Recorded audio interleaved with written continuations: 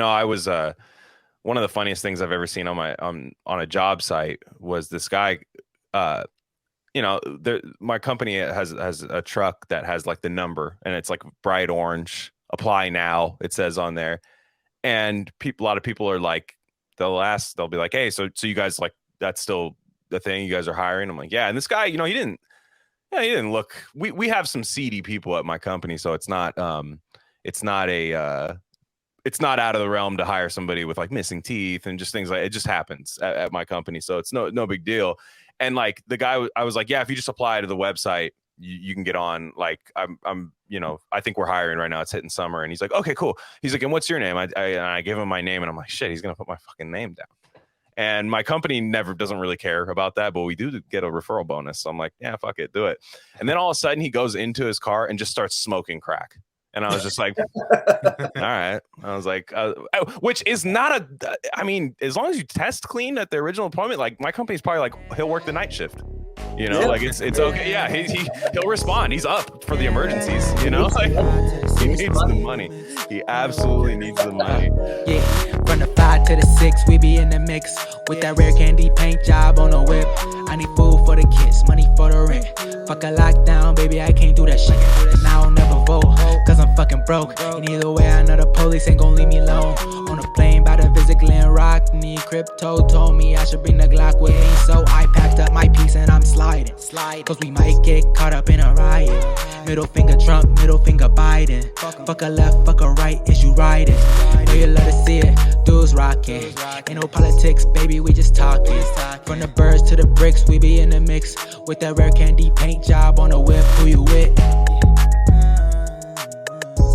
So we've got a first time guest, and this is somebody, I mean, man, he's been on Fox News. You know what I mean? A lot of times, hey, we've had people that have been on here that then go to Fox News. Not so much with Tucker gone anymore. It doesn't happen quite as easy, but it's Jared Klickstein. And you're a writer. You have a Substack. We're gonna get into your whole journey here in a sec, but I want to so what made you just be like, I gotta write? You know what I mean? I want to hear about, I'm obsessed with writers and authors and everything right now. So like, what made you just be like, I got to write about this. I got to tell everybody about, because some people hide this part of their life, Yeah. Well, first off, I'm honored to be here. Thank you, both of you guys. Thank you. I'd say I was homeless on Skid Row, and I did a few tours on Skid Row or whatever. And then I ended up in New York City, where I bought this book called Junkie by William S. Burroughs. Oh, hell yeah. And I thought it was a really good book. And I used to read it on the train, like when I was going to go get heroin, and I'd read it, and then I'd go get heroin, and then I'd get high, and then I'd like kind of fall asleep and close one of my eyes and like try to read the rest of the book. Mm-hmm. But what struck me was like, this book is entertaining, it's funny, and it's like, it's literally just a junkie. It's just the guy doing heroin. Oh, yeah. I think I could do that. And a few like pivotal things happened to me, like just insane stories where like where I was about to die or get murdered or something. And like, I was just like, if I make it out of this, like I gotta like tell people about it. I mean, it just seems like a pretty good story, so. Yeah. And just go ahead and promote your Substack. I'm always so bad. I always do it at the end with people, but then like people stop listening at the end sometimes. So like, to say it now, there's where everybody can find your writing and things like that. Yeah, sure. My Substack is just jaredklickstein.substack. You can find links to it on my Twitter. My Twitter is just at Jared Klickstein. I got a book coming out in 2024 called Crooked Smile. So that will hopefully be out in 2024. Hell yeah, man. Hell yeah. So, I mean, this is quite interesting. We talk about this issue. I mean, mostly from my end. I work in the streets and in like downtown urban environments. So I do see a lot of homeless stuff go down. Some listeners of ours don't necessarily like some of the things I have to say about it, but I can only really report what I see. And now, correct me if I'm wrong, you listened to one of our most recent ones where we talked about some of the homeless stuff. And were we wrong? No, I thought you guys were completely right. I mean, listen, you got to be compassionate for these people, but it is discompassionate to just kind of let people get like to the fullest extent of their mental illness and just exert it on society. I mean, that's not fair to them. Yeah. Yeah, I struggle with my own mental health a lot of times, so it's really tough. Like I mean, lately it's been good, but like there have been times where I'm like, I had anxiety attacks where I'm like, I can't help this guy. You know what I mean? Like, I don't have an anxiety attack because of that, but it's like, if I'm put in these situations, I just hate, I hate the, you know, the word systemic gets thrown around a lot. It's like a very AOC term now, but it is a systemic failure, that the fact that there are just like thriller zombies walking around everywhere. You know what I mean? They are everywhere. There's more of them than before. California stopped. Honestly, California for the longest time in the Bay Area, at least Santa Clara County, stopped processing criminal cases. They would pick and choose obviously some huge ones and stuff, but there were like social distancing stuff in jails, and jails got emptied. And, you know, a leftist guy might go, yeah, based, amazing. And it's like, not really, you know, not really. It just isn't. I'm here to tell you, I've seen it. It's not great. I'm not going to do the Daily Wire guy, like phone shot of like all the homeless encampments. It doesn't need to be said, just like, but let's talk about your journey here. Like, first off, how the hell did you get homeless? That's I'm sure everybody has a different story, but like, you seem like you got a decent head on your shoulders just from looking at you. It's tough. Is it all just drugs? Oh, well, thank you. First of all, I mean, in my personal experience, it was all drugs. I mean, my parents were heroin addicts. Wow. So that kind of, I was raised in Boston until I was 12, and then I was adopted by my aunt once they basically did their like, we're going to be homeless drug addicts now, you know, once they couldn't really hold it together. And then, and is that why I became a drug addict? I don't know. I just, but it happened. And basically when it did happen, I went to UC Santa Cruz. I got into say no more. Yeah. Yeah. But what are they? Banana slugs? Banana slugs? Yeah. Oh yeah. And, you know, drugs are really normal there, but you know, and heroin was really big. But my parents were heroin addicts, so I was like, I'm not going to touch heroin.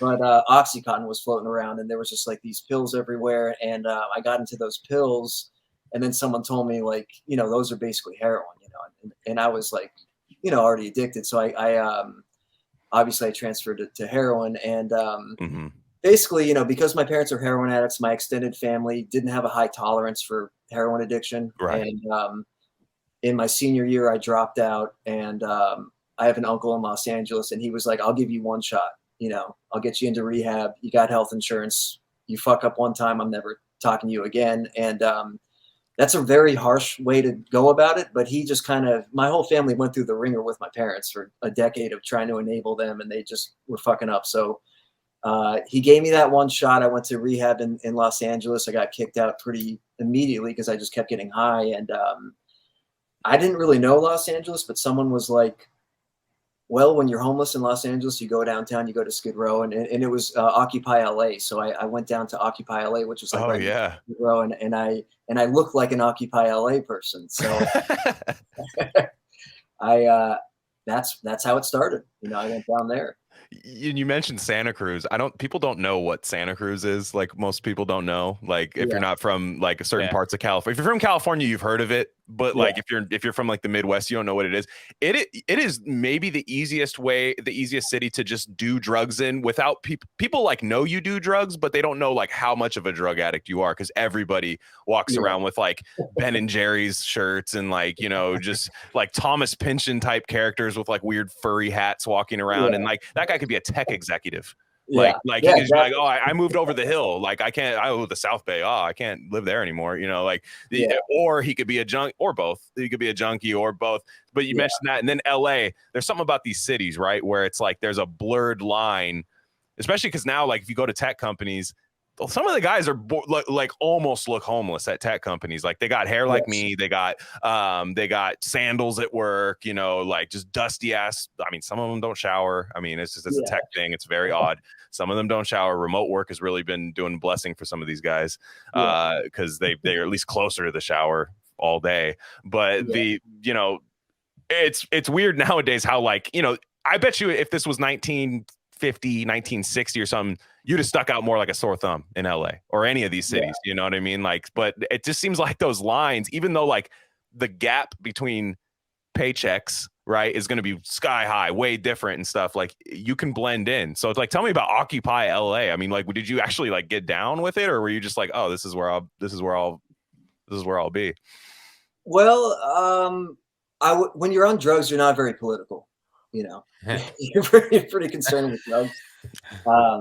Yeah. But I did come from UC Santa Cruz. I'm like a young white kid. I looked like I was into Occupy. So I got to Occupy, and listen, Occupy like still like makes sense to me. Sure. You know, it makes sense. Yeah. You know, it's I'm not gonna say the hot take of like, Yeah. you know, Occupy happened and then now all of a sudden it's race and gender and shit. And all, you know, Actually, I like that. Actually, I like that Wall Street controls everything, and I love that. Yeah. Actually, that's cool. I've done some research now. That's cool. Yeah. Jamie Dimon for president. Yeah. Exactly. Yeah. So I get there and like, sure, I would have probably been down with it to some extent. But I was like heavily addicted to heroin and methamphetamine, and basically got there, and you know, it was a bunch of like people during the day would go to Occupy and be protesters and camp out, and then at night they'd like go to their studio apartments that their parents paid for, and you know, and then there was like the leftovers, you know, and I was a leftover, and you know, I got I was like I had a terrible heroin habit. So I'm there and I'm trying to hang out with like gutter punks and stuff. And gutter punks are really like, let's, you know, beg for change, get like $7 and buy like a gram of weed. And I'm not like into that. I'm into like, I need $80 and I need to buy heroin and crack and meth. And it wasn't like jiving very, very well. So at one point, like gang members moved into Occupy LA. So like Skid Row found out basically, because they were giving out like Hot Pockets and like, you know, sleeping bags and stuff. So the elements of Skid Row like come on to the city hall, and they're like these Southsider Mexican gang members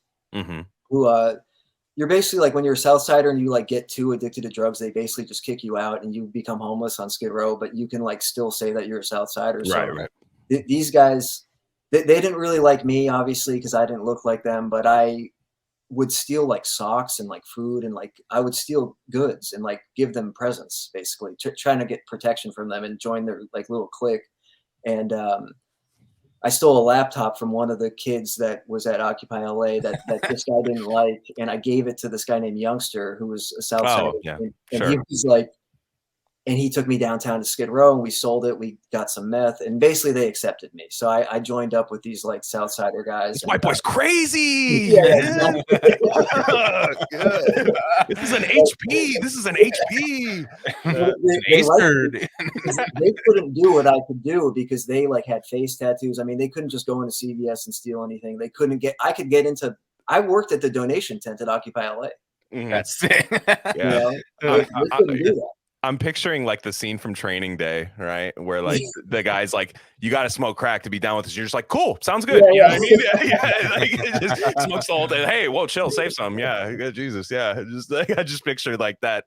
Yeah, that is funny. Like, it is funny how California works like that. Like, it's like it just feels like Grand Theft Auto San Andreas. Like what, like just walking around open world, like just navigating through it. So please go on, because you're only in LA at this point. I know you've made your way up to my neck of the woods, right back up there to the Bay Area. I get back up there, and it's very different up there, but you know, so in LA, like, you know, Occupy gets bulldozed and like everyone goes back to their studio apartments and all that, and me and like Youngster and Chinola and Shadow and Boxer are like, you know, left with nothing. So they come from Skid Row, so they kind of taught me how to do Skid Row. So we migrate to Skid Row, we set up camp, and Skid Row was different back then. There was no meth.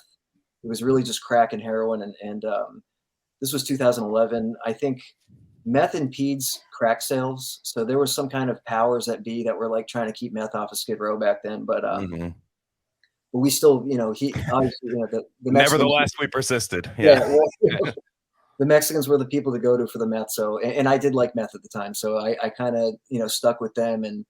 But Skid Row back then, if you were on like the main drag at Skid Row, you couldn't leave your tent set up after like 6 a.m. The police would drive around and you had to like carry your tent around. And that changes homelessness. I mean, that completely changes the game. So we had like a whole crew, and if you left your shit set up, there was always someone within the group of 5 tents that was like watching over everyone's stuff. And then during the day we'd have to carry our tents around. So it was just a lot harder back then, you know? Insane. Now you mentioned the differences between like just fluctuating. I think a lot of people who aren't into like addiction and stuff, or like don't know addicts, or just are lucky enough to not have their lives wrecked by drugs, like they don't realize like, yeah, you might have your like preferred drug, but it seems like everybody when they seem to always just get to meth at the end of it. Like meth seems to be that like what is it about meth? Like truly, like what is meth like that attracts every like kind of down on their last legs kind of drug addict? Like what is that? Like well, meth is an adventure. I mean, meth is it's incredibly cheap. It's an adventure. It's and you're also not really homeless when you're on meth. You're just awake for a week, you know. So like if you're, you know, you just feel less homeless because you're just like, I'm on. I got shit to do. I'm walking. Because you're not sleeping. Sleeping is when you're really reminded. That makes sense. Yeah. So it's an incredibly useful tool when you're homeless because it cuts down your sleep. I mean, I would usually stay up 72 hours sleep, 20 hours. Wow. So like you're just homeless less sort of. And heroin addiction is incredibly boring. I mean, heroin is a boring, you've seen heroin acts, like you just get sleepy and you just, you know, so meth is like, just brings it up a level, and it's very good for doing crime. You get very excited about committing crimes. So it's fuel to commit crimes basically. Dude, there was a guy at my work who's like, he was a drug addict, like pretty much for like 20 straight years, and like just hardcore drug addict. And he was like telling me about like the glory days of like 80s meth. He was like, 88. Well, I mean, apparently every drug was at its peak in the 80s, but like he was like 80s meth, man, just one hit and you're up for like a whole weekend, man. And I was just like, I'm like, you know, he's like, he wants me to like chime in. I'm like, you know, that doesn't sound very good, you know.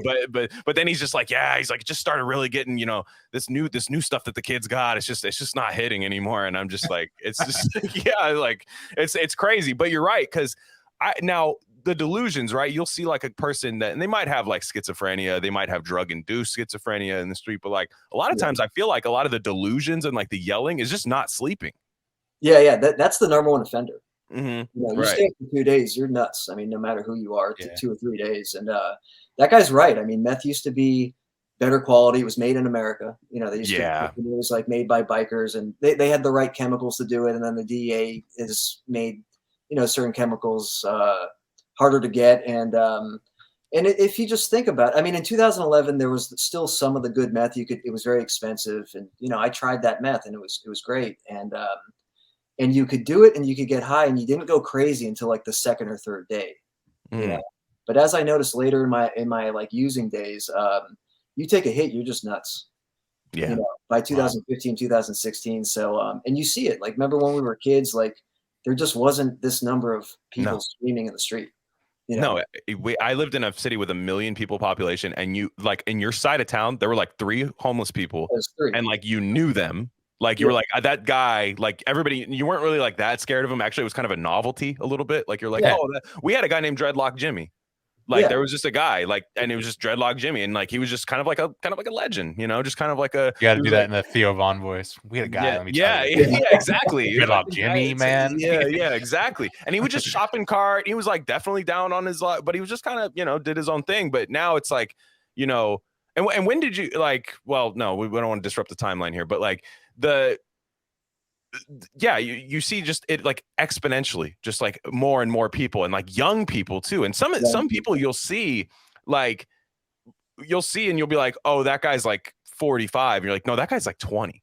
You know what I mean? Like, because meth is, if you see what it does to people's faces, like the sores that people get, and what somebody explained it to me, and maybe I don't know if you've had to go through this or anything, but I'm sure you've known somebody that has. But it's like they'll see like meth makes you so like twacked out and paranoid that like you'll get like, say, like a pimple, right?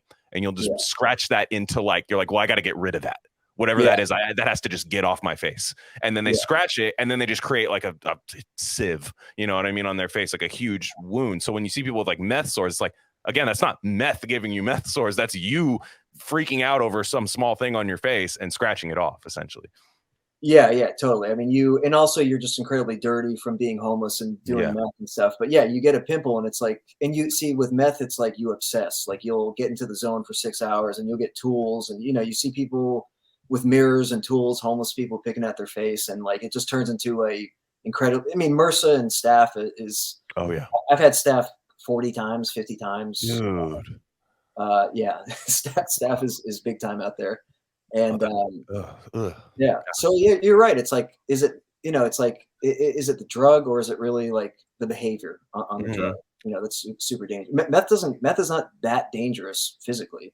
Right. Like you don't hear about meth overdoses. I mean, do you? Like, I don't hear about like overdoses on meth. I hear about it with fentanyl, which I want to talk about later. But like, I don't know. Do people actually like overdose on it? Like, you can overamp. I mean, I've heard of overamping where you basically just kind of freeze for a few hours because you just overamped. But meth is dangerous because like you'll like kill someone. Like, yeah. You'll just go nuts, or you'll get into a dangerous situation. Every situation every time I've almost died, it wasn't from meth. It was like from some stupid like hotel room I got into because I was on meth. Yeah, I mean, basically, you just don't have morals at that point. I would think like it's just there's no like right from wrong kind of like the basic human stuff. Like I know people. One guy that Sai knows him. I'll tell you off there, but like this guy we went to high school with, like. I used to work at a cannabis club when it was during like the Wild West days, like medical card, like weird Dr. Jacoby guys giving you prescriptions and stuff, like just the weird, the early days of it. And we'd give out compassion grams in the morning. That's when all the homeless people would come in because they give you like a free gram of weed, like just no questions asked. You just come in, like you had to have a medical card, but they would have one, and you'd give them, just like this horrible, disgusting joint, like just something it was like damn near rose stems and just with thorns in it and shit. Like it was horrible, but they would, it would be the gram that they would get. But one guy, I came in and it was like my old friend from high school, and it was like really sobering. I was just like, this is really scary because again, this guy looked like he had aged 10 years in 2 years at least, and he was not even close to the same person. And it's like, people change after high school, right? You might, spent a year at college and blah, blah, blah. I'm a different guy. Like, no, this was like, I had to look at his card to see his name, look at his face and be like, oh shit, that's you. Yeah.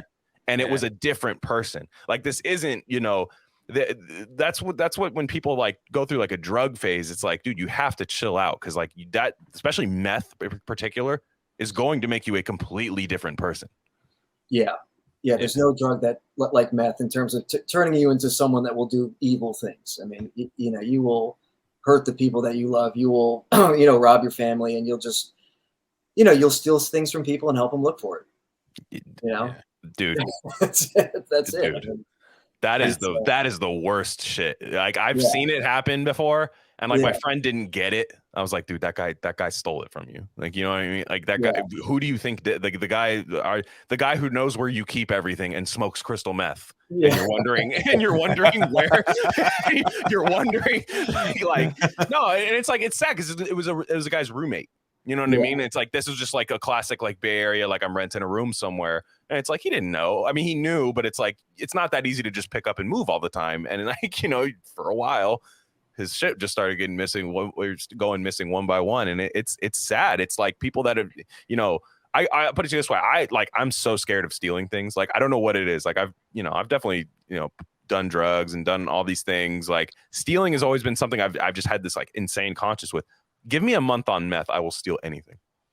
Straight up. Like I just know that I will, because you just all of it's like a rebirth kind of thing. It seems like for people, like it's like a rapid decay, but it's like just a completely different like zombie. I mean, it is a zombie thing. It's God. Well, you like completely lose all moral code, and for some reason you just want to steal, and it makes you good at stealing because it gets rid of your moral code. I mean, you'll climb into a garage and steal a kid's bicycle. I mean, I would never do that. I would never do that. But on meth, I will do that. 100%. That is always the like schizo homeless thing. It's like when you see them pass by on their bike, like, I'm at construction sites all day. You see a guy go by on like a Hurley, like BMX bike at age 37. You're like, okay, whatever, go off. You know what I mean? Go off. But then he comes back wheeling the fucking Powerpuff Girls, like walking it, riding it, and like rolling the bike next to it. And you're like, oh, he's gonna go pick up his daughter. Yeah, he's with their mom. And you're just like, no, it's sad. Like it's really sad. And like that's the thing when people think systemically all the time, like it's cool to view this from a systemic angle, but like in a case-by-case basis, like that's bad. Like that's really bad. Like that shouldn't be happening at this rate.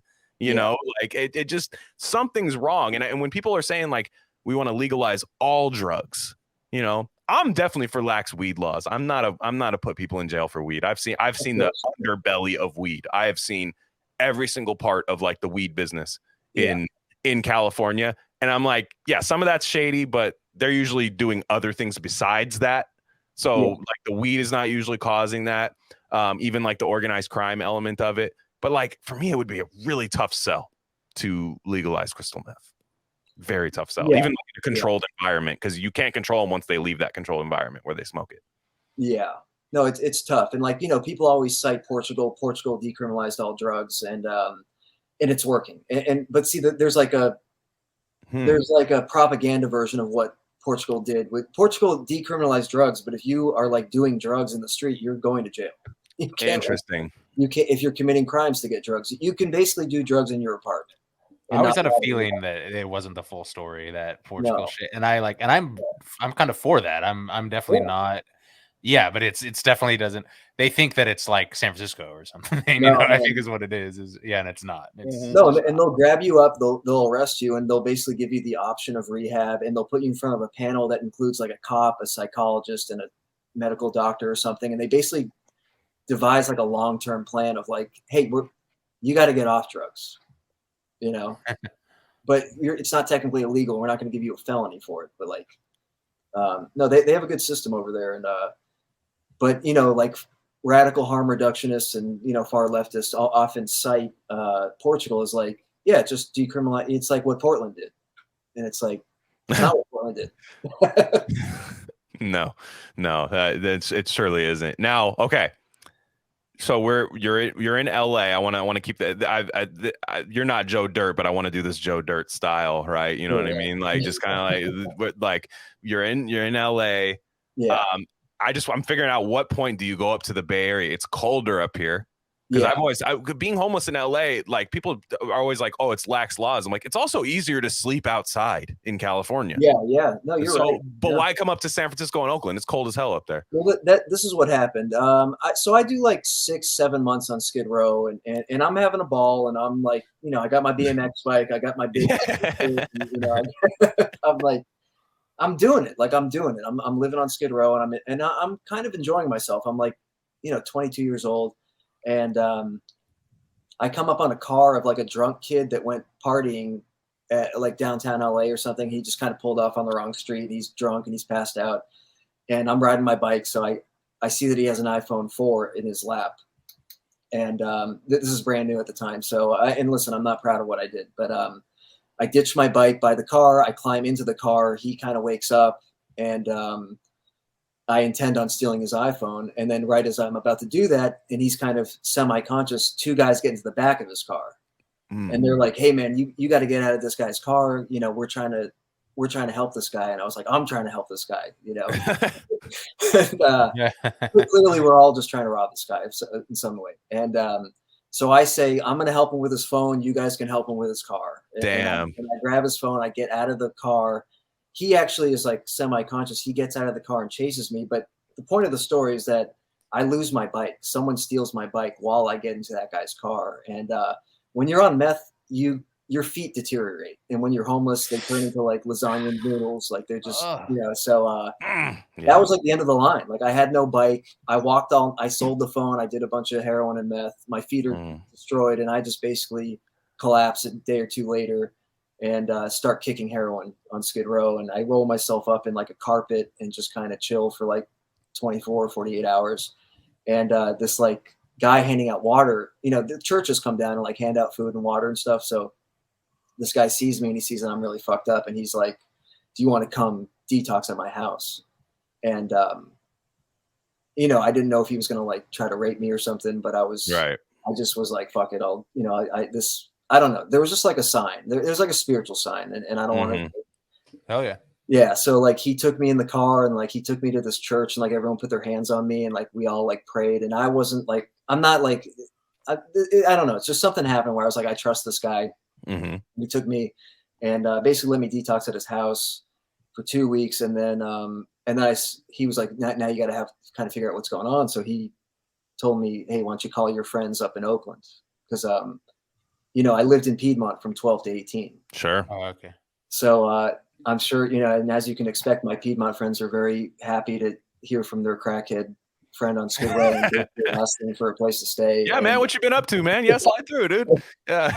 And they're all like, you know, now they're like the heads of tech and banking and shit, and you know, like these are very successful kids, and not at the time, but you know, now they're very successful, and but one of them was like, hey man, come up, I'll get you a Greyhound ticket, come up. I live in Oakland now with my dad. Like, you come up here, you get a job, you get off drugs, like everything's going to be great.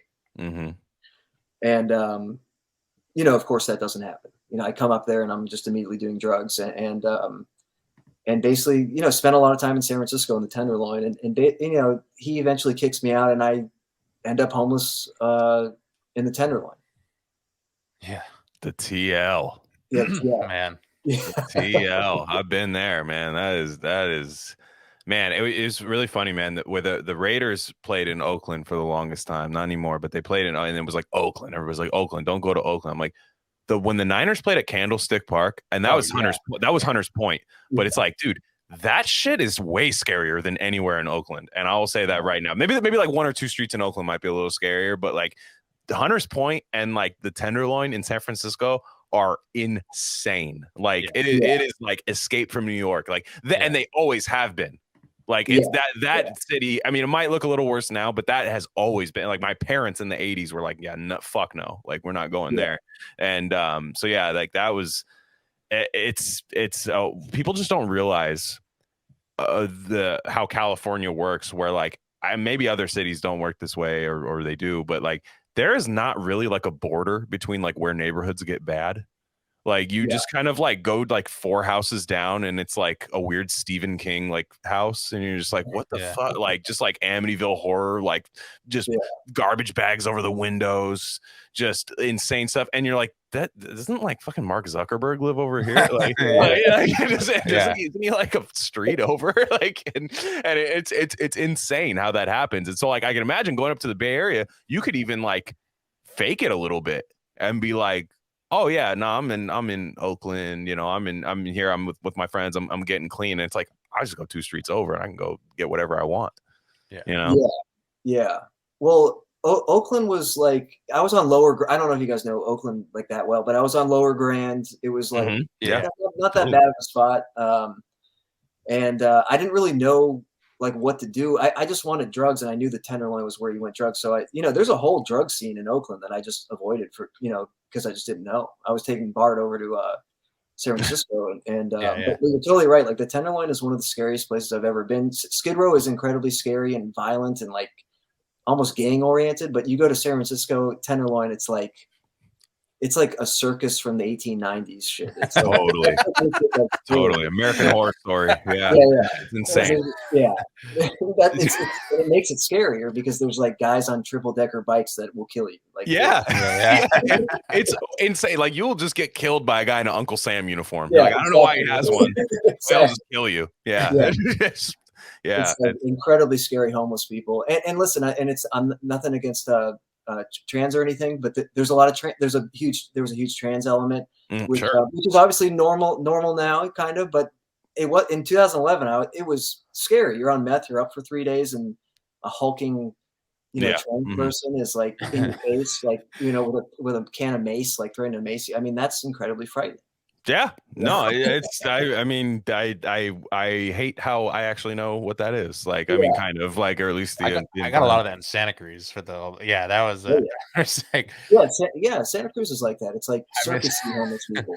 Yeah, and the Santa Cruz has the. Sorry, I don't mean to totally change city, but it has the forest element too, where you can hide in the forest at night. Yeah, it's like paranormal. It's like paranormal drug culture. Like, you just You can just be like, oh, I was UFO hunting. I wasn't smoking meth over here. Yeah. And there's like people that legitimately live in the woods. There's people that like have lived in the woods for 30 years in Santa Cruz. Yeah. And they might be nice, but there's also like murderers and drug addicts. And it's kind of like that, where it's just a different, it's not, Skid Row is very basic, just violent criminality. And, but yeah, so Tenderloin was pretty different. And I will say, like, this is when, like, if you hop the turnstile at Bart, you might go to jail. I like got arrested for those kinds of things. And fair evasion. Yeah. yeah, Fair evasion. you could not smoke meth on BART. You'd go to jail. Really? Because maybe I should have said something. No, but there was this one guy, like this old black dude, and he had like the cab driver hat on, and he was just like looking pensively out the window.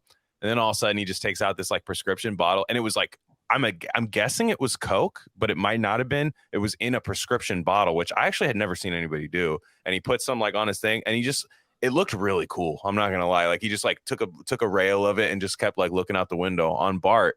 And I was just like, damn, dude. Like that, but I guess, I mean, you're right. Like I guess you like technically it's against the law. But the weird thing about Bay Area culture is no one says anything. Yeah. Like everyone's really nice out here. Like they'll just be like, and they'll just look at it, or they'll look the complete other direction. Yeah. And it's like, yeah, there's BART cops, there's transit cops, but they're not gonna go through every single train car and everything. And some people might say like, what's the big deal of somebody like smoking meth on public transit? It's like, it's a big deal. Like it can get bad. It can get really bad. Yeah. What are all those like progressive tweets that are like, who was saying that? It's like, oh yeah, don't worry. It's kind of like you're privileged if you care about. Or they'll be like, you're a pussy. You can't handle it. That's the worst one. It's like, no, like you wanted me to show a vaccine card to go to fucking Safeway. Like, no. You don't get to have this one. Yeah. It's like, and I don't say anything. I never do, but I do see people just doing drugs out in the open. What am I going to do? I'm going to call the fucking cops. No. You know what I mean? It's not going to do anything. Like it might, but like, it's weird. It's like everybody talks about like, I would have beat his ass. You ever meet a guy like that? Oh, you tell someone a story and they go, well, I would have beat his ass. And you're going on the news. And it's like, would you have? Like, you would have fought that guy? Like, like you would have just like a guy smoking crystal meth, you would have just started punching him.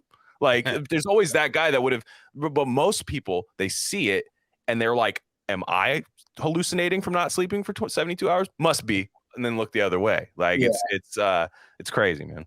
Yeah. Well, BART has always had that element of like, hey, this is kind of, there's people smoking weed on the, not on the train sometimes. And that's Bay Area, for anybody who doesn't know, Bay Area Rapid Transit. It's like a big train, like a light rail train that just like goes through all of the entire Bay Area. So just in case people don't know what that is. Yeah. It had like an element of like people smoke weed while they're waiting for the train, and there's maybe take a hit of weed on the train or something. This was 10 years ago, but I went to San Francisco like in October for a wedding, and I flew in and I got on BART, and within 10 minutes, a homeless guy started beating an old Asian lady with a hairbrush.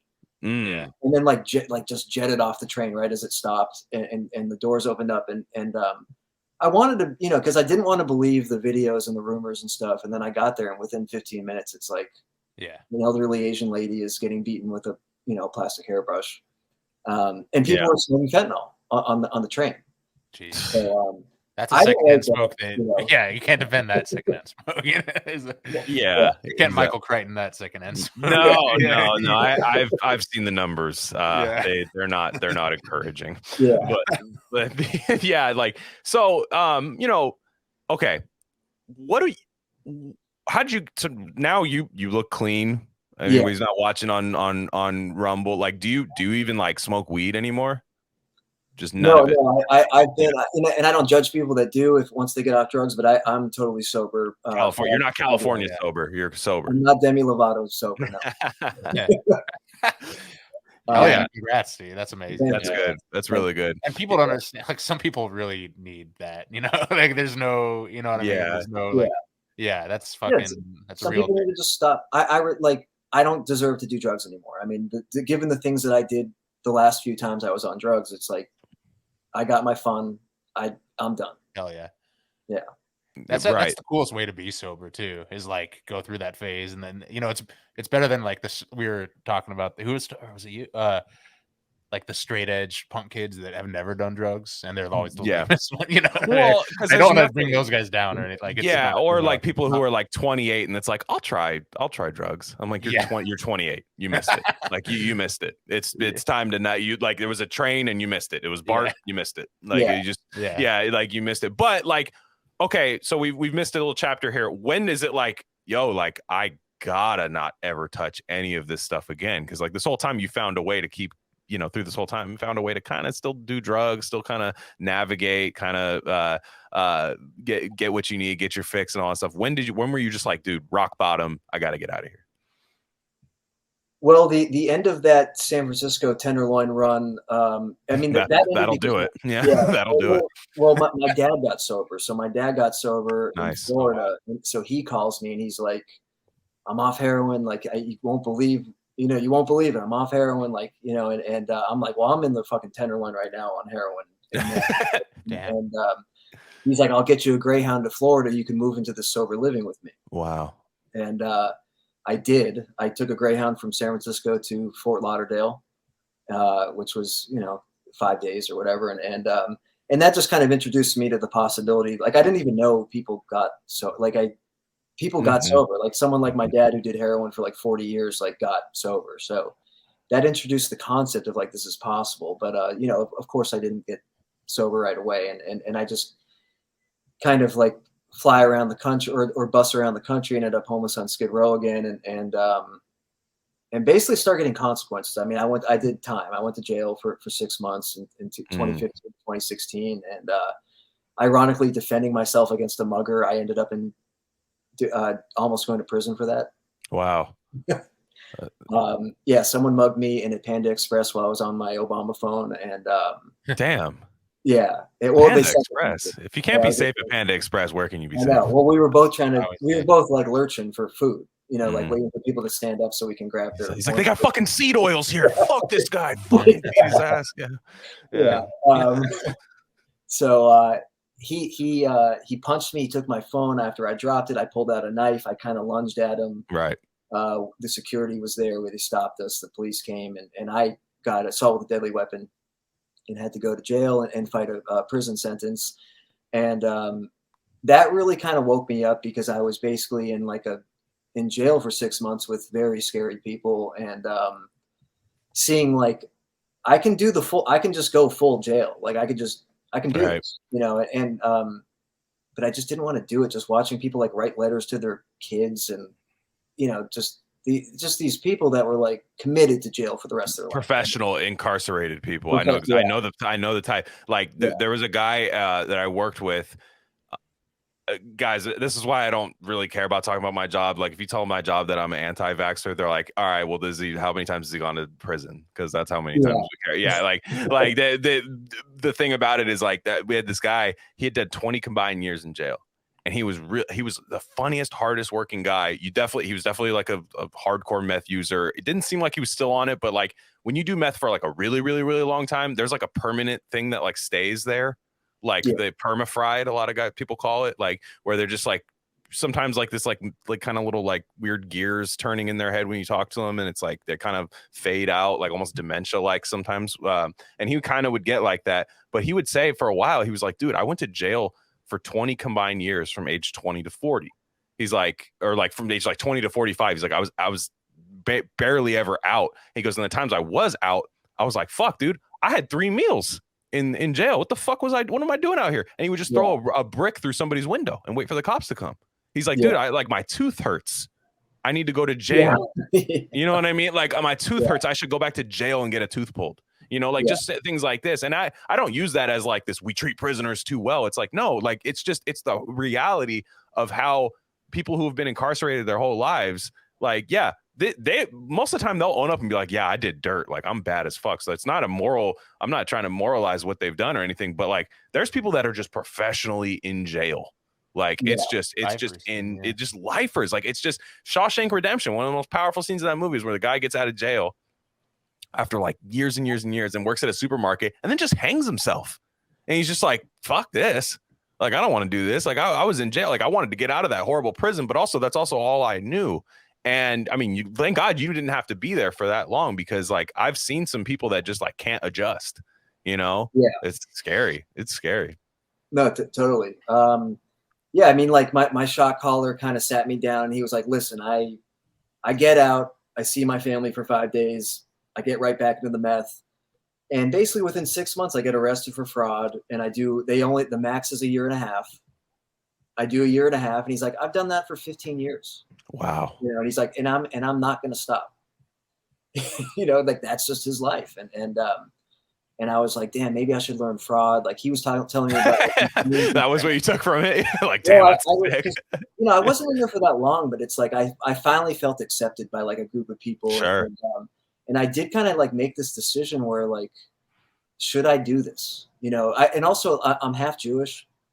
And I had to join like a white. Wait, hold on. Wait, what? No, sorry. But, no, yeah, but anyways, go on. No. With technical difficulties, no big deal. Yeah. But, I'm half Jewish. No one in my family owns a bank or anything. I mean, we're just blue collar crackhead Jews. I'm sorry. I'm starting to think something about this story is no. But anyways. So, I mean, as you can tell, my last name, you know, but I don't look Jewish, you know, so I went in there and you know, there's like Nazis in there. There's like guys with swastika tattoos and shit. And shit. Literal Nazis. Like actual Nazis. Yeah. Not howling mutant. Yeah. No. No. Yeah. Not Dasha. And, you know. Yeah. Not podcasters. Yeah. These guys are swascasters, man. These guys are fucking crazy. We're like real Nazis, and I had to like join up with them, and you know they were like, Klickstein, what's going on? And I was like, I'm German. They were like, okay, you're purebred, like that's a good starting point, and I like basically pretended to not be Jewish. Wow. For like a few weeks, and then I found out you can get kosher meal, and that's like the most valuable thing in prison or jail is the kosher meal, because it's just high quality beef and, you know, it's just real food. So I eventually came clean and said that I was Jewish, or I was half Jewish, and asked my shot caller if I could go get the kosher meal. And you know, and I'd take any punishment. Obviously there'd be a punishment for lying. And he actually just didn't punish me. He just said, as long as you get the kosher meal, you're cool. Just give me like the chicken meatballs on Thursdays or whatever. And we just set up a deal. And these guys were actually really nice to me and really open-minded. I mean, the Nazis were, there were some Nazis, there were some and they were fucking, this is the thing, like they're just tweakers, sons of tweakers, guys that live in Antelope Valley that like didn't have a dad and they fucking went to juvie and they got a connection. Yeah. Some older guy was like, let me do a swastika tattoo on your leg. Thank you for bringing that up, because I've heard that from so many people that have done time. They're just like, dude, there's like white dudes in there. They're not like raised in Nazi families, but like jail is tribal. Yeah, it's extremely tribal. And like you go in there, it's like you're gonna see black gangs, you're gonna see Mexican gangs, you're gonna see all that stuff. And the one gang that's gonna take you in is gonna be the guy with the swastika. And if you're doing hard time, like a long time, it's like what you pick. You know, like you pick, and it's like that's a decision that like, dude, like I have trouble picking lunch, like what I want for lunch. You know what I mean? So like, but like you're faced with that decision, it's crazy. Yeah. Well, there is no I mean, if you're white, like you're either going to get stabbed or you're joining AB, any of that stuff. You know? And these guys were cool, man, and they didn't really know a lot about history or Hitler, really. They you know, I was a Germanic history major in college, so like I taught them about their leader, and you know, they wanted me to like help them with their cases because I was Jewish, and wow. So I just like lied about law, like I don't know about law, you know, I was a crackhead, and then when you get the kosher meal, you get a yarmulke. You know what a yarmulke is? Yeah, absolutely, yeah. So they give you. I've never worn one of those. No, my family doesn't. You know. But they give you one because you have to pretend to be like super Jewish to get the kosher meal. And so funny. And I tried to hide the yarmulke because I was like, I don't want the Nazis to like see the yarmulke. Yeah, that's tough to explain there. Yeah. And they actually did. They saw it, and they were actually they were like so respectful that it was like disturbing, you know, because they think you have like mystical powers, you know, with the yarmulke. So what happened was the Mexican shot caller was the first person after about a week. He asked if he could wear the yarmulke when he gambled. So I had like the Mexican leader of the Mexican wearing the yarmulke, and then it culminates with like my friend John. He was my friend in there. He was a Nazi. We have not really kept in touch, but no. He asked to wear the yarmulke, and I said, listen, you just got to be respectful of it. You know, and I gave him the yarmulke when he was gambling, and it was like just the greatest image I've ever seen. This is already one of my favorite stories on RareCandy. No. He funny, you know, I will say like he had reached out to me, and like I knew you had written some things, and I was just like, you know, people look, we have Substack, everybody has Substack, everybody has podcasts, everybody has Substack, and like it's like, and then you like messaged me like, hey man, like, you know, love what you guys did the other day, like and you were telling me, and like that was just the iceberg meme, you know what I mean? Like I just heard the top of it, like, and then like all this stuff. I mean, no, it's great, and like people might say like, oh, they're just laughing it off, you know what I mean? And it's like, well, that's what you do. That's how you get through shit. You know what I mean? It's like, that's how you and like, or once you do get through it, you're not over it till you laugh at it, and you can't progress till you can laugh at it. Right. I mean, like no matter the trauma, like there's these people that just constantly like just shout their trauma out in public. And it's like, yeah, you can tell people like your story, but like, I mean, looking for sympathy your whole life, you might get it, you might get a book deal out of it, you might get certain things, but like you're not going to get over it, you know, like it's like the way that you talk about this I mean, I could tell you've read some Burroughs, because I you know, I've only dabbled in it a little bit, but like just that the Burroughs, like just the way he, you know, some disgusting like heroin infested houses, and he can just point out the funniest things about them, you know what I mean? And just that's what that reminds me of. But okay, so thank you. No, it's absolutely wonderful. And so when do you get out of jail? What happens? Yeah, so I get out of jail, and I've been sober for 6 months, you know. Right. So I get out of jail, and I'm like gonna do, you know, I went in at 131, I left at 205. Damn. I gained 70, whatever that is, 70 pounds. Wow. And it's really just because I was so emaciated when I was arrested. And so I get out, and I go to Florida. I do the Florida shuffle again in my dad's sober living, or the sober living that my dad used to be at. And I come back to LA with like 4 months sober, because I did get high at some point. But anyway, I moved back to LA to live with sober friends and like start my life, like really start my life. It's like I'm 27 or whatever. And I hit up an old friend that I used to live on Skid Row with, that now is like working for the cartel, and he had like an apartment, and he was like, come hang out with me. So I get high for one night, I black out, I use all the top 3, crack, meth, and heroin. Ooh. And I black out for about 8 hours. I wake up in the morning, I'm in a bathtub in Chinatown in like an elderly Asian couple's apartment that I've broken into. And wow. And I'm in their bathtub, and it's like filled with bloody, murky water. And I was actually missing part of my face.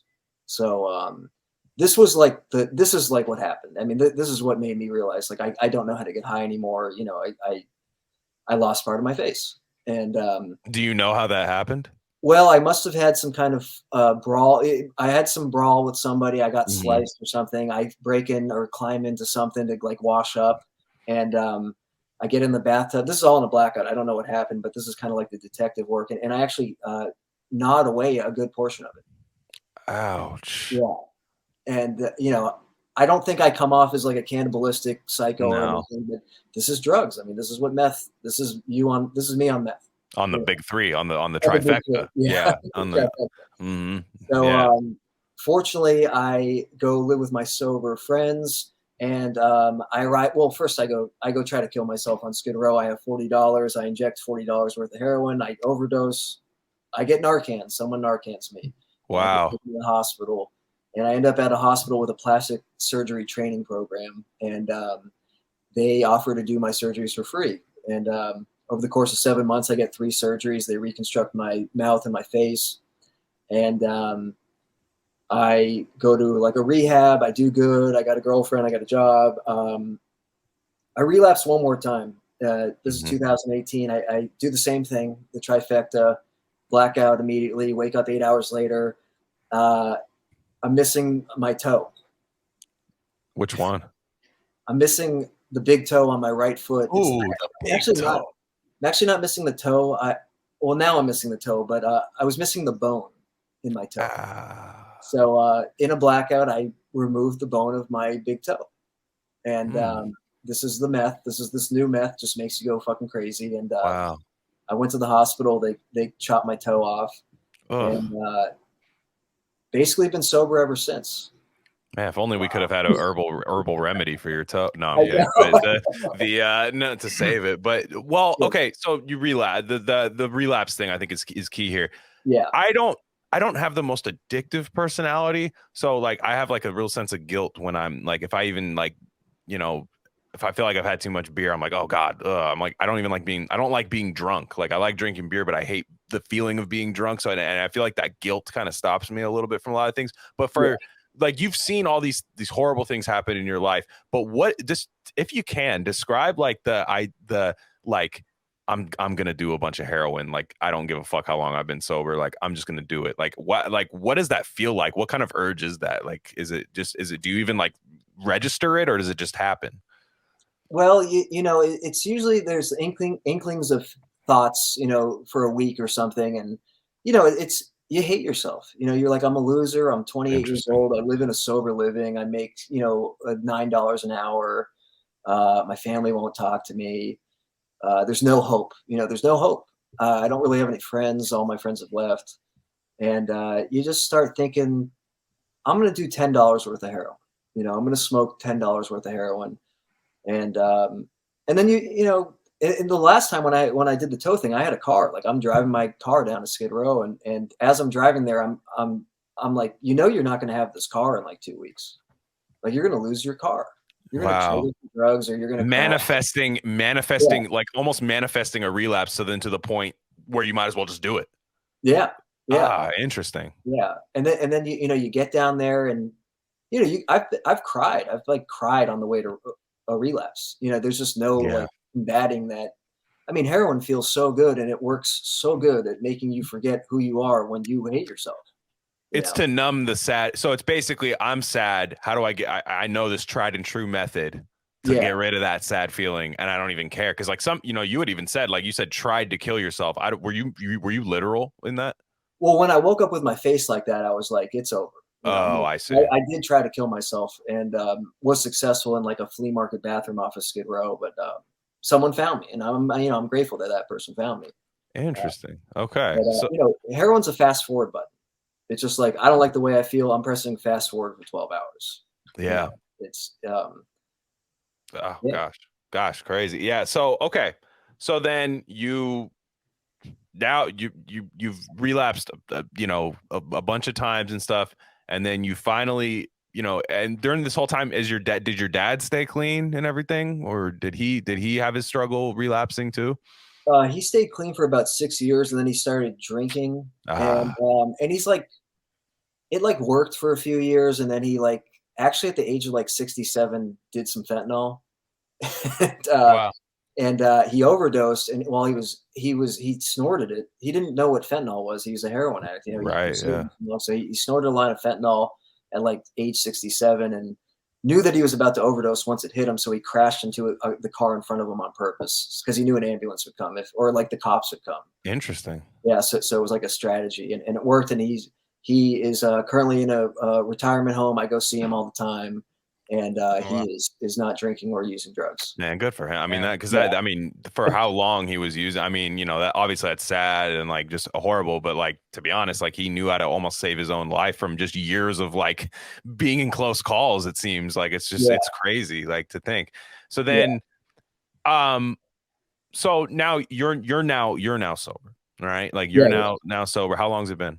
It will be 5 years on August 10th. Oh man, that's beautiful. So you did you like avoid the like scary little sneaky little fentanyl like where it snuck into like everything? Like, did you avoid that era? Because now I'm like, I couldn't look, man. Like there've been times where I'm like, man, fucking Somali, like that shit would be fun right now. But like that scares the hell out of me, because I could just get one bad one.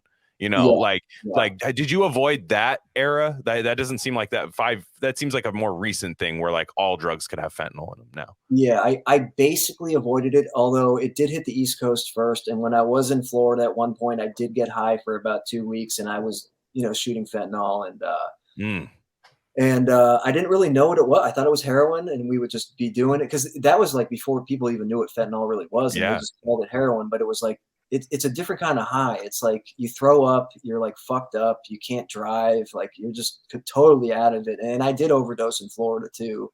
in a guy's car, and he fortunately drove me to the hospital and dragged me out of his car, and they revived me. Man, So you've had some guardian angels, man. yeah, I ran into that guy and I thanked him. I ran into him Yeah. like years later when I was sober.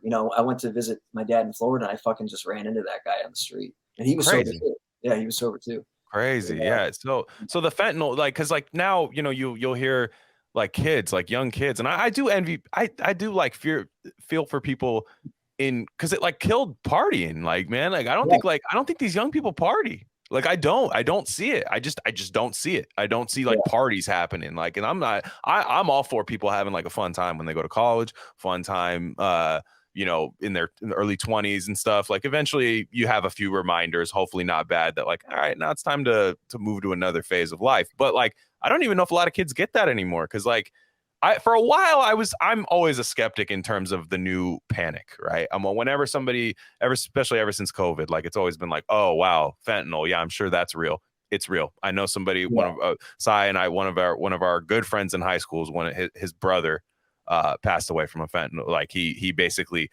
he was not intending to take fentanyl. He was in rehab, took basically was like, all right, I'm gonna go back, I'm gonna relapse on heroin. He got basically, a hot bag of heroin that had fentanyl, and just see you later. Like it was toast. And then I was thinking like, well, that happened. And a lot of these kids, like they have these like testing kits and all these things now, like it's clearly real. And it's just like, I don't know. I mean, I guess I don't know what my question is on that. It's just like, it's scary. It does feel real. Yeah. Oh no, it's for sure real. And it's, see, this is the thing. Heroin requires raw plant material to make. And that's complicated. I mean, that's supply chain shit. You got to get Afghanistan raw opium to Mexico it's a nightmare. And fentanyl is just incredibly simple and cheap, and you don't need, it's fully synthetic. So naturally heroin's gone. I mean, you don't have to grow a plant and ship it across the world to make fentanyl. So fentanyl's here.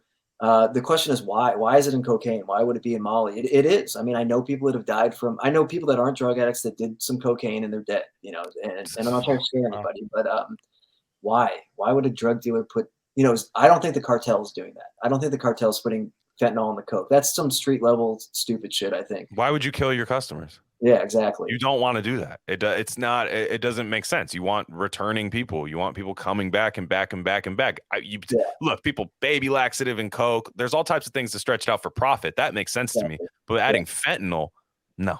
I guess they might like the fentanyl feeling and get addicted to fentanyl, but it's like fentanyl is the opposite of what cocaine is. And if you have no tolerance to fentanyl, a speck is going to kill you. So I don't know why this is happening. There's conspiracies, are they just trying to kill everybody?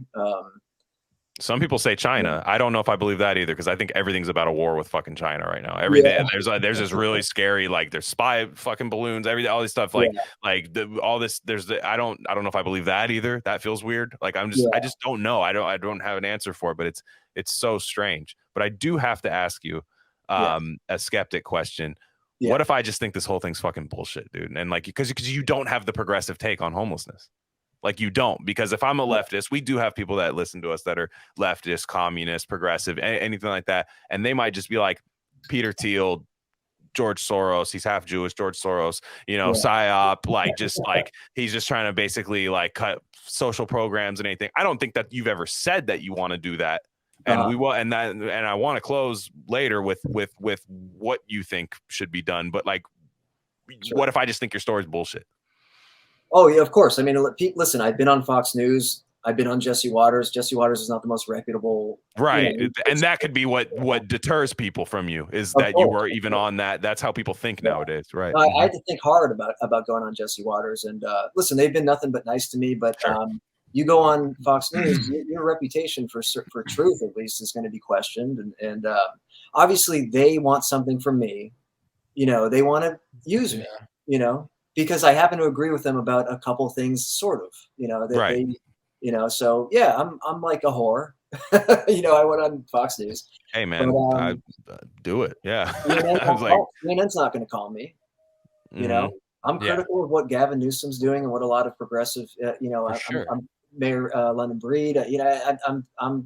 critical of Democratic policy on this. And that doesn't mean that I'm pro-Republican policy. I mean, you know, I'm not pro, hey, they're doing it great in Kansas. I don't know what the fuck they're doing in Kansas. Right. You know, but I don't know. Some of my takes, first of all, I'm against for-profit rehab. You know, that's like a pretty progressive, that's an actual progressive stance. Interesting. Yeah, I didn't even think about that angle of the rehab profit angle. Nasty. Rehab's first, I went to rehab. I mean, after the toe thing, I went to rehab. I'm in I'm in AA. I'll just, say it right now. I'm a 12-step kind of guy. I'm not saying everyone has to do that, but it fucking worked for me. It seems to work though. Yeah. Like it seems to work for a lot of people. Like even some of like the most like some people that I think are just like that. They'll be like, oh, that I wouldn't think use that method. They're like, no, it saved me. Like, it seems to work. It seems tried and true. And is it culty? Sure. There's no leader. So it's kind of like, doesn't cost any money, but yeah, there's aspects of a cult, but it's like, I'm getting high one time and sawing my fucking toe off. So it's like, I'll join any cult. Hell yeah. It completely changed me. And listen, I believe in God. It kind of, a lot of things happened to me in my life. And then with the 12 steps sort of brought me into like a spiritual life. That you better believe in God, dude. You got rescued like 14 times. I've never, I couldn't think of a better case for God. You should have been dead a bunch of times, dude. I'm hardcore atheist, dude. Yeah, you're here for a reason. He would have taken you if it was your, and I think he took my toe for a reason, because that's a funny thing to take. And it's a warning. It's like it's like the smallest warning you can get. Like I took because I can take, it can take my job, my house, my health, put me on the street, I'll still get high. Like I've made that clear to God. But God takes my one little toe. Wow. And that was a message. Like what's he taking next? Foot? I don't know. Yeah. So there's something going on there. But yeah, like so like I mean, he didn't like because you're gonna not because of this. We don't have that kind of platform, but like I can tell that your story, especially when a lot more of your writing comes out, there are going to be skeptics. There are going to be people that be like, "What's he just? He's first off, you're white. It's a thing." I've seen there's a classic thing where people say like white homeless people. I mean, it's like you just like you fumbled the bag, like you fucked up, like you had. I've heard it. I've heard it in like not even just on Twitter. I've heard it in real life where it's different. So like I could see a scenario where somebody's like, you're just you were homeless for a weekend. You know what I mean? You were a drug addict. All white people do drugs. Like it doesn't affect the, just things like that. Like these things, as you get a bigger following, bigger platform, people are going to come into that. So like, I mean, you were saying off the air, I mean, you're like, I got plenty of ways to prove it. So, like paper trails and stuff, but I was speaking at I live in Austin, Texas. I went to a homeless shelter. I go there and like speak to guys and volunteer and stuff. And I was speaking to a group of guys, and I did bring up that I was on Skid Row, and immediately some guy was also on Skid Row. And he kind of tested me. He kind of started asking me about, Crocker Street and all that, and all these places and people and stuff. And in front of a group of people, I sort of just answered his questions. And within, a minute, he completely believed me. I mean, he knew that either this guy like wrote a thesis on Skid Row, or he fucking lived on Skid Row. So I know people are going to question me. And listen, I'm a white guy. I lived in Piedmont, for 6 years. So. But, I basically lived in a crack house in Boston, and at 12 transferred over to Piedmont. And, man, I mean, in some ways, sure. I guess we all fumble the bag if we become homeless. I mean, the cards were stacked against me. I had crackhead parents and all that, but I don't view it like that. I view it as my greatest asset is like all the fucked up shit. You got to utilize your trauma. Because I know I've been through some crazy shit, but it's like, I wouldn't trade the world for it. Wow. It's where I'm at. I have a good job. I have a good job because I don't, normal people complain about a lot of bullshit. Yeah. There, I'm like, I'll clean the toilet. I don't care. And I've risen high at my job. And it's just, I just got this thing when I went to rehab in 2018, where it's like, the world doesn't owe you anything because you watched your mom smoke crack when you were, you're not owed something for that. And my mom overdosed when I was 14, and I was like, utilized her death as like, well, you get to be a piece of shit because your mom died. You get to because your mom, and it's like, that's incredibly disrespectful to my mom. Right. Yeah. Totally. No, it's like, I mean, again, so anybody who would doubt the story. I mean, even I'll say this, even off air before we started. I mean, we kind of almost jumped into it, but you didn't tell me anything was off limits. Oh no, you can ask. Yeah, there was no, so like there's no, this isn't like softball. No, I'm just, I want to know it all, and you've said it all. So now my last thing, because I think this will have a lot of details to it, for this is, okay, I make you governor of a state. I'm not going to say which one, but this state has a drug problem, right? Yeah. What do you do about drugs and homelessness? Like, or I'm not, you don't have to have all the answers, but like, where do you start? Yeah. Well, when I was in jail, I noticed probably 98% of people were in there for drugs, specifically meth. I mean, this was before fentanyl, but drugs are dry. And listen, there were people that murdered people in there that also happened to be on meth. I mean, that's not an excuse. You got to go to jail. You murdered somebody, but or you got to go to prison. But there seems to be a huge drug problem that's linked with like the crime problem, and let's just say California or whatever. Oh yeah. So so what I would do is, like, first of all, we need to recriminalize crime. That's a big one. You can't. This whole, like, you're just allowed to do crime now, and no bail and all that, and it's incentivizing more crime, and but what I would probably do is take like a place like San Quentin or like some giant prison, or maybe two or three prisons in California. And it's like, these are rehabs now, and we're just like mandating people to, you're crazy, you're on the train, you're throwing your shit at people, like you get a couple of strikes or whatever, you got to detox, man. You overdose on the sidewalk and we Narcan you, we will save your life, but you have to go to detox for 2 weeks after that. My friend was just detoxed.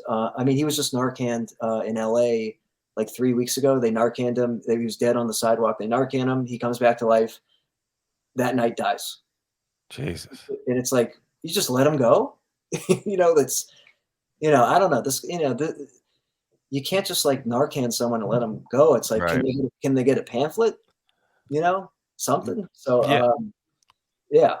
Okay. So now, when circling back to crime, right? Crime is a touchy subject, right? Because there's a lot of people that want to set that on the flip side would say, like, okay, you get arrested at age 18, your record's fucked. You are pretty much only, I don't know if this is true or not, but like some people are like, you can't get a job after that. It's tough to get a job. Now you can work construction. Let me tell you that much. But I see it. You could definitely work in construction. So there's avenues there. But like, there's people that'll say like, well, if we criminalize people too hard, they're only going to go back to doing more crime because that's their only route, right? Like, I mean, can you speak to that at all? Like, whether that's true or not? Yeah. I have a criminal record. I'm a convicted felon. I think it's fucked up that like if you commit a crime, especially a nonviolent crime, you're just kind of fucked. And I think that's a lot different now after 2020. I'm sure employers look at felons a little bit differently, maybe. I don't know, but that was kind of the criminal justice reform that I was waiting for. Was like, when are they going to kind of get rid of when will I have the opportunity to get rid of my felony? Can I own a gun? Expunge. You can expunge certain ones, right? I can expunge mine, but I still can't own a gun unless Gavin Newsom signs a piece of paper. He has to personally sign my right to own a gun. And oh god, not too keen on guns right now. How fucking lame is that scenario where he's like, "Oh, I got a letter. Somebody wants a gun." Yeah. And listen, I was a fucking criminal. Like, I don't. My right to own a gun is no more. And I would love to have it back. But whatever. So we need a system where it's basically like, except for maybe rape and murder, like you're clean for 5 years, 7 years, like that shit disappears. I can't be a lawyer. I was going to go to law school. It's very hard to become a lawyer. That's interesting that you can't, because it's like, if anybody would have legal experience from all ends, you would think would be the guy who, that's interesting. Yeah. You still can do it, but it's like, you have to pay for law school, and then they decide if like, they're going to let you become a lawyer. And it's like, I'm not going to go. Yeah, that's lame. Yeah. So, there has to be that's real criminal justice reform.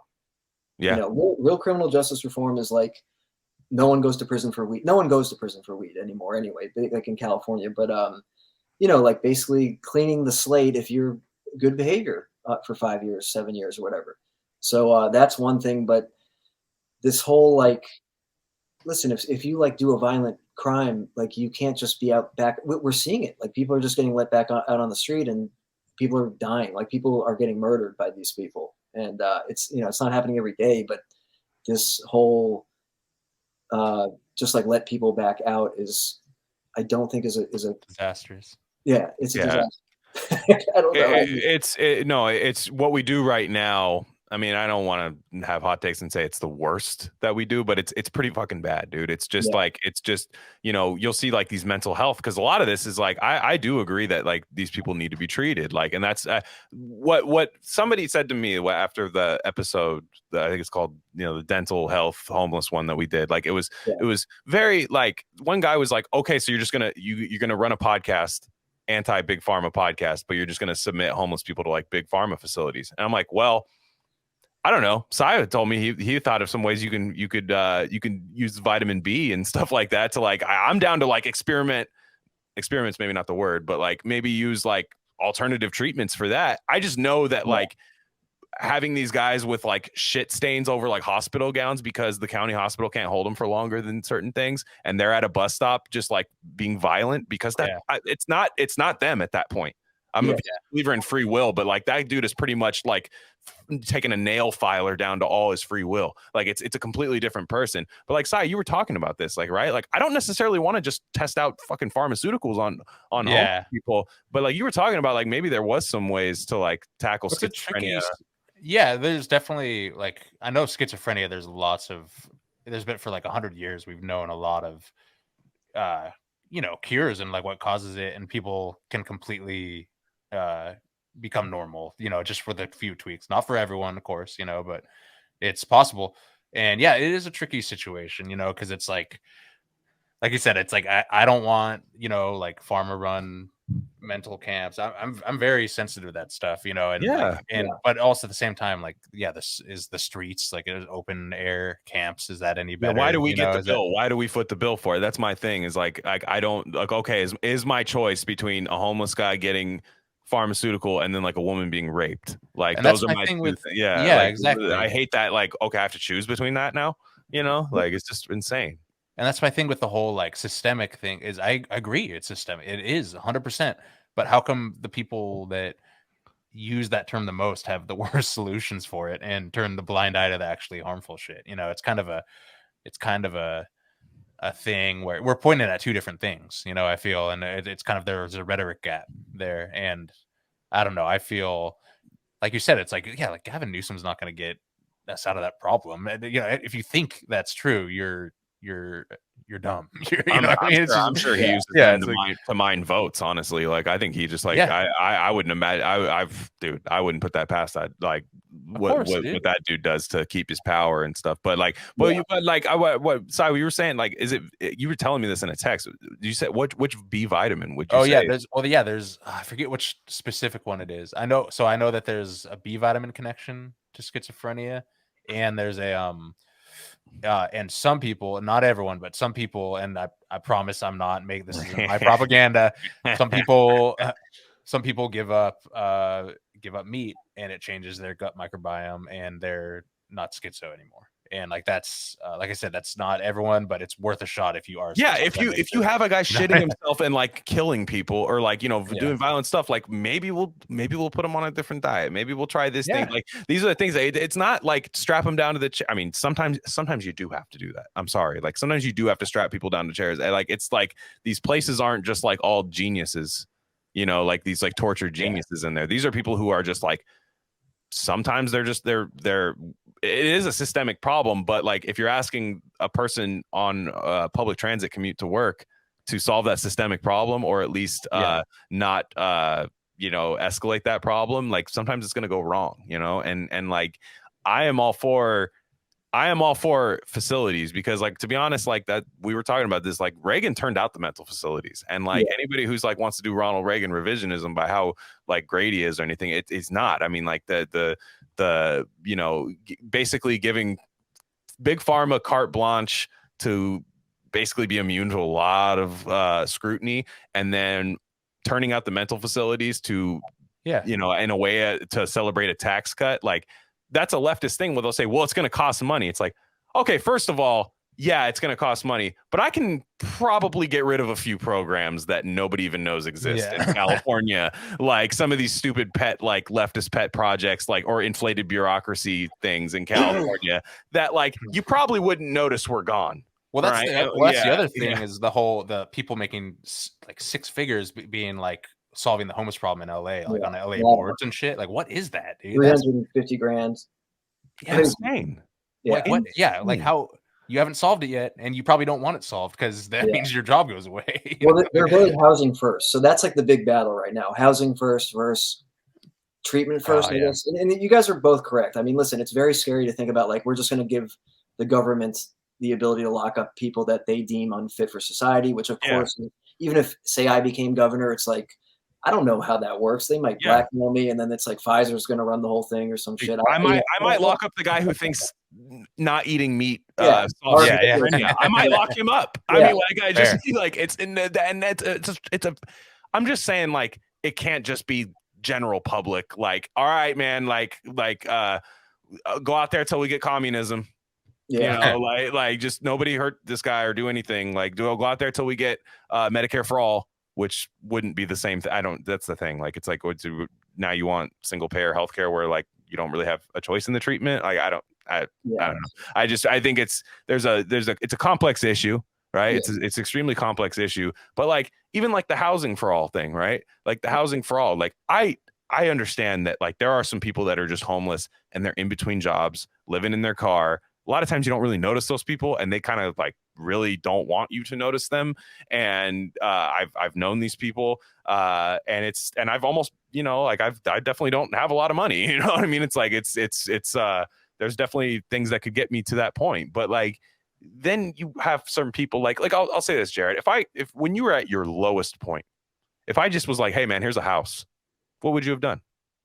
I would have figured out any way I could have turned it into monetary value, instant monetary value. And that means renting it to BlackRock, renting it to hookers, renting it to drug dealers.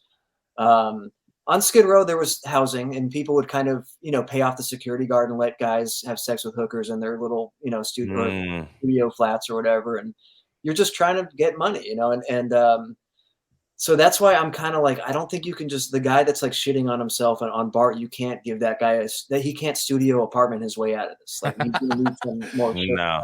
But you're right though. There's a lot of homeless people that are just in between jobs and like those people are the easiest to help, And we can always tell the difference. I hate when people just can't tell that they pretend to be obtuse and not tell the difference. Everyone knows the difference. Yeah. Between the two, like it's quite visible. Everybody knows it unless you're ultra progressive and have to pretend you don't. Like that's my thing. That's your main thing, Glenn, right? Basically, is that, why are we acting like we have to redefine this? Like, why do we make whenever anything works its way up through like academic stuff, they always pretend like it didn't exist before that. Like, and it's like, no, all like everyone knows who I'm talking about. Like, I'm not like the lady living in her Ford Taurus who is like, going on, Indeed.com trying to find anything like that. I'm not worried about her. Yeah. I'm not worried about her. Let's fucking print money, help her. I mean, I am down. Let's get her working. I'm all for it. Like maybe we can stop the influx of just random people we let into the country at all times, but nobody wants to have that conversation. So maybe this lady could have a job, like that's a solution there. But, at the end of the day, like there are people who are just like straight up not in their right mind and we need to help. We need to fix that because if you don't, people pay the price. Everybody does. They pay the price. The person who's ill and then the person who encounters them day in, day out, every single day. All it takes is one bad interaction. The Daniel Pennies of this country. It's what I mean. Like that's what I mean. It's just like I zoom. That's where I zoom out and look at it. But then people will take one situation and zoom in super hard. It's like, see, this is failure, and it's like, no, that zoom out. Like if it happens a lot of times, zoom out. Like it's just that like zoom out thing on the computer, the minus and the plus. It's like people just pick and choose how they use that. Yeah. And it's like, no, I'm down. Let's solve this. Like I am not a like round them up and I'm not one of those people. Like I never have been. I don't like round them up. I don't like fascism. Like I don't like it. I love being American because you can complain about this, but like for the longest, I could tell what a crazy Stalin. People love being like a Stalinist. Like I have a feeling how he would solve the schizo problem.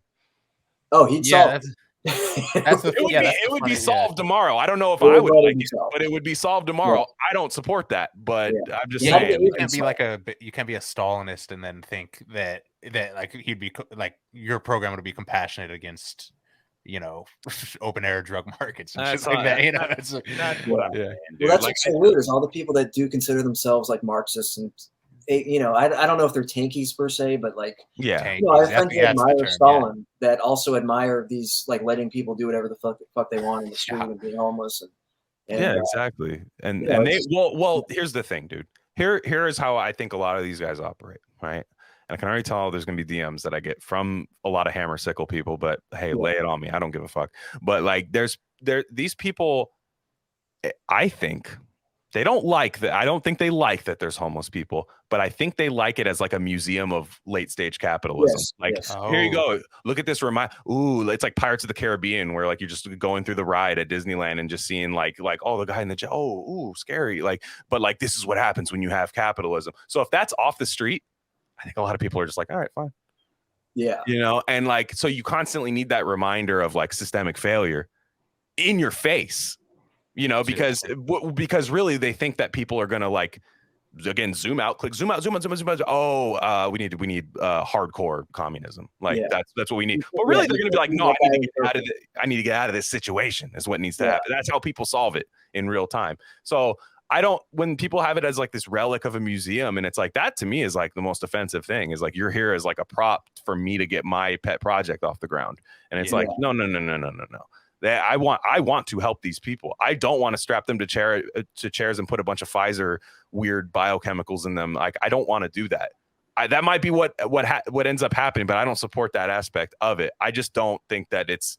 I think we have enough to deal with. I think our working conditions get really hard all the time. The commutes get longer. The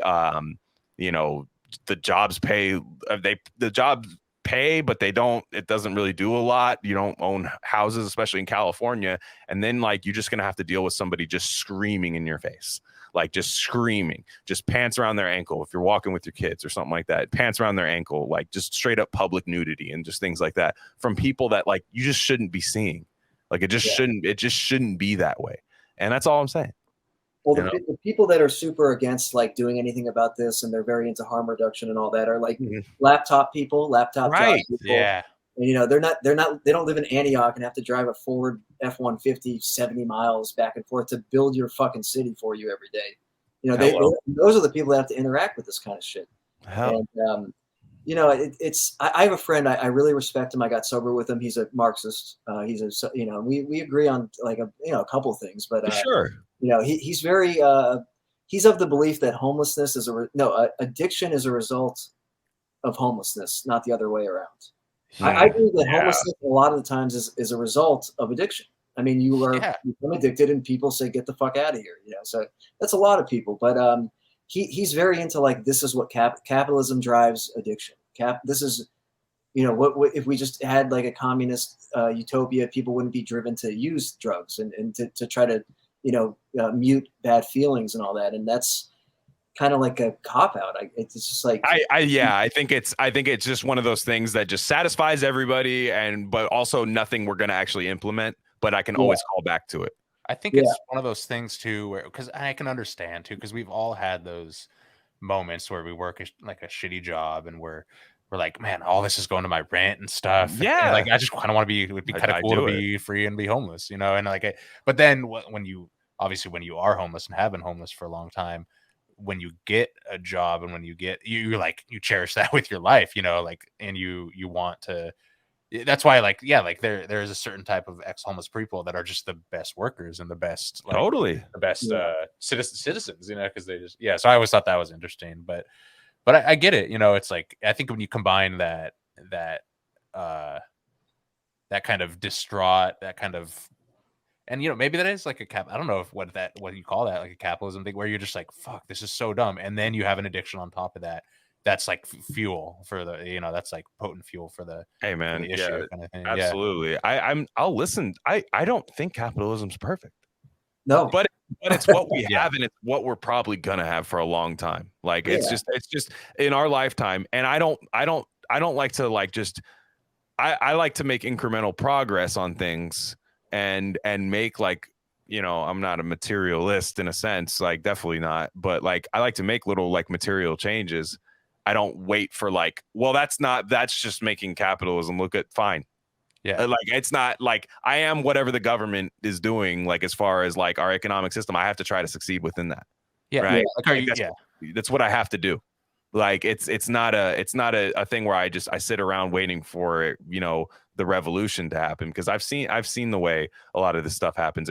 They tend to move a lot of, you know, and people say it's not the real left. It's not the real. Okay, well, whatever. It's the largest number of people saying they're the left is the one that's moving pretty much step by step with like all the shit that like Gavin Newsom's saying. It's like we're just right there. And perhaps say Gavin Newsom doesn't lock the state down hard enough to stop a deadly pandemic or certain things like that. Like where I'm like, okay, well, here's the thing. Like, I'm not really going to trust your take on homelessness on that. Exactly. I'm just not going to. It's my turn. It's my turn. Yeah. It's like, yeah, it's just, yeah, I don't know. Yeah. If you shilled for Pfizer for the last 3 years, you don't get a capitalist take. You know, you don't get a take on, you know, if you want people to not be able, like you said, not be able to enter Safeway because they didn't get a medical intervention on behalf of Pfizer, you don't get to make capitalist claims anymore, you know, or you just they don't get to be taken seriously. You know, that's my whole thing. That's our whole thing, I feel. Yeah. I think that's great. But he's calling in the National Guard to San Francisco. Yeah. And I think he did that as like a voting, like, hey, look, I'm tough on crime again or whatever. Yeah. Because he hasn't actually done it yet, but he did announce that he was going to call in the National Guard. Interesting. And it's like, what are they going to put them in camps? Like, what if the National Guard going to do? When his protected class, which is tech, you know what I mean? When his protected class actually feels threatened, he's gonna come. He comes in with it. He's not like he wants to find a way to. Oh, I want the homeless people to be happy. Oh man, let's be ethical. But you know, hey man, when some of these big, I'm from the state. I'm from the part where the tech originated from and everything.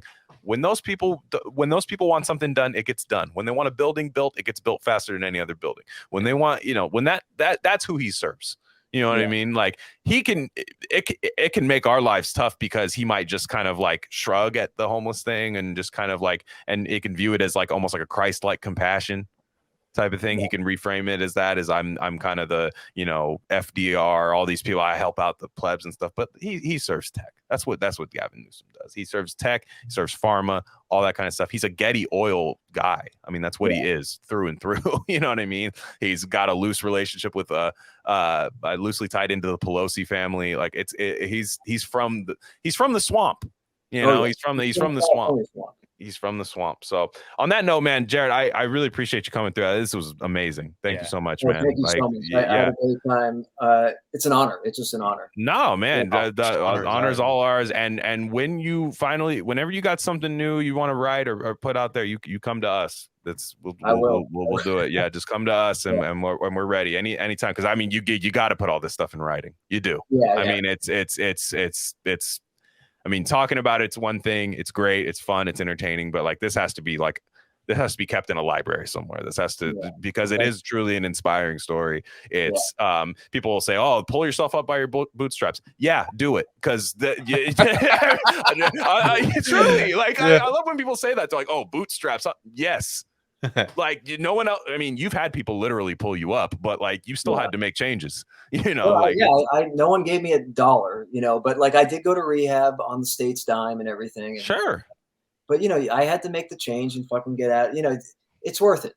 No, you had to make the change. You had to choose. You had to choose to not do what you were doing. You had to. Ultimately, there might be programs that helped you, but you had to choose it. And like honestly, like I'm all about personal choice, man. I'm all about personal choice. Like you know, we do a lot of things that ruin our decision making, and it's not just drugs. I mean, it's screen addiction, it's bad food that we eat, it's chemicals, carcinogens, all these type of things that ruin your brain, ruin your gut health, that don't exactly, you know, that make you want to crave your vices a little bit more, that make you want to do all these things. But like at the end of the day, there's still you in there.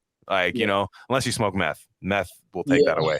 But I might revise my free will thing to crystal meth being out of there. But so anyways, Jared, plug your stuff one more time, everywhere to find you. Yeah, my name is Jared Klickstein. You can follow me on Twitter at Jared Klickstein. You can find my Substack on that, jaredklickstein.substack. And I got a book coming out 2024 called Crooked Smile.